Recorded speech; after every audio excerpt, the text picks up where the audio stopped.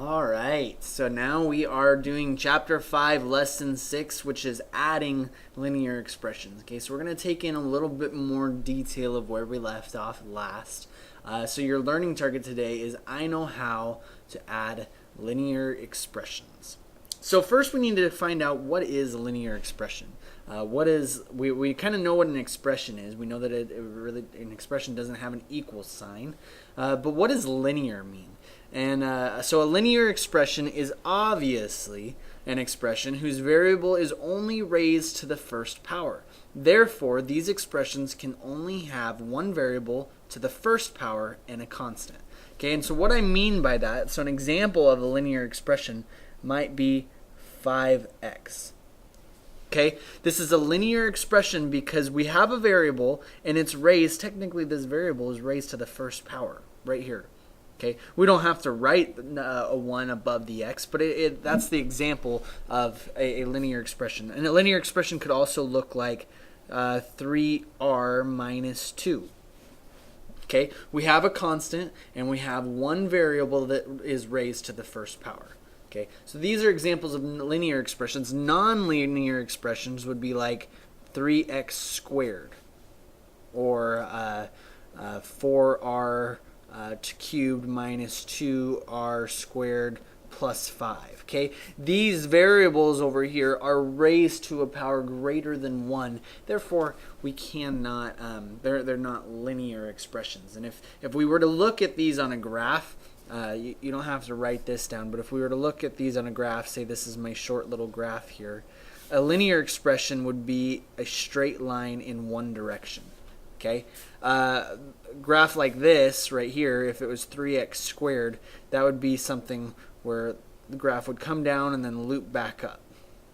Okay, so it changes a little bit based on the variable that you're going to. So in order to add linear expressions, the first thing we need to do is we need to reorder all of the terms with the variable on one side of the expression, and on the other side we have the constants. Okay. Then we need to add only the terms with the variables together by just adding their coefficients. Remember, the coefficient is the number before the variable, like this. This would be 3. This would be 3. This would be 5. That would be their coefficient. And then after we've added only the variables with their coefficients, then we can add the constants together.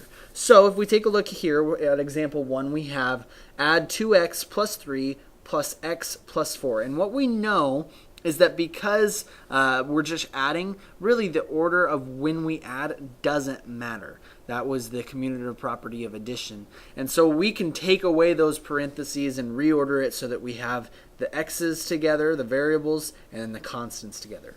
So let's do that now. We have 2x. Get rid of that one. And then we have x over here, so we're going to add x. Then we're going to add 3.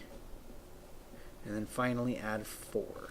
Okay, so now we've separated so that we have variables on one side of the equation and constants on the other. And let me go ahead and I'm going to pause this and zoom up real quick.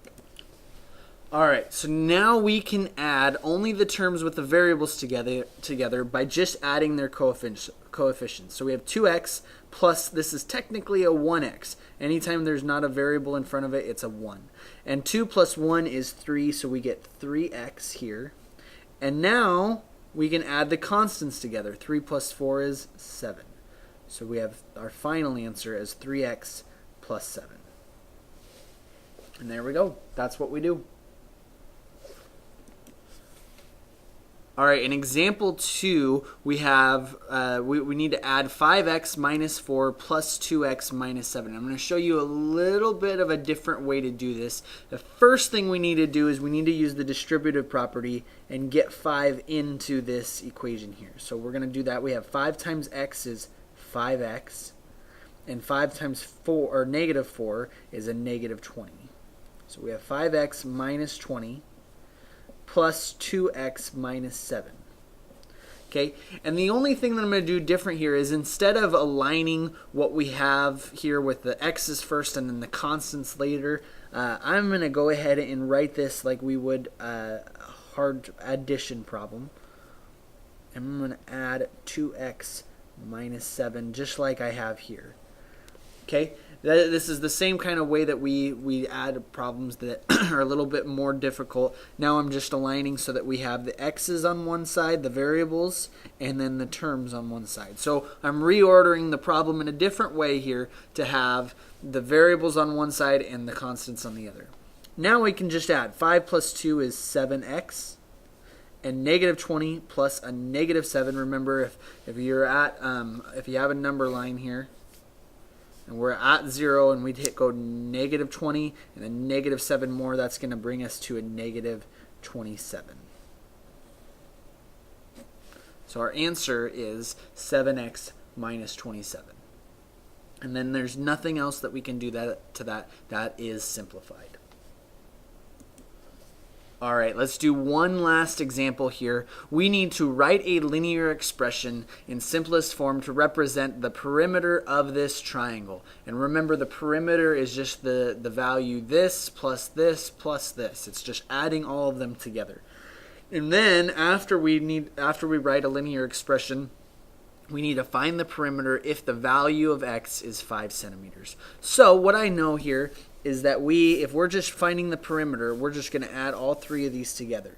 So I'm going to write 3x minus 3 plus 2x plus 9 plus 5x. And really, to keep everything ordered, I can add that to 0 because that's not changing anything to the problem at all. This doesn't change anything. But it does keep all of our constants on one side and our variables on the other. So now we can add these together, and we have 3x plus 2x is 5x plus 5x is 10x. And then we have a negative 3 plus 9. Negative 3 plus 9, remember we go back 3 over 9, so that's going to be a positive 6. Plus 0 is just plus 6 still. So we have figured out that this is 10x plus 6. And that's it. That's all we're doing today. So I hope you had fun and that you are smiling. So smile. Double smile. Oh, triple smile.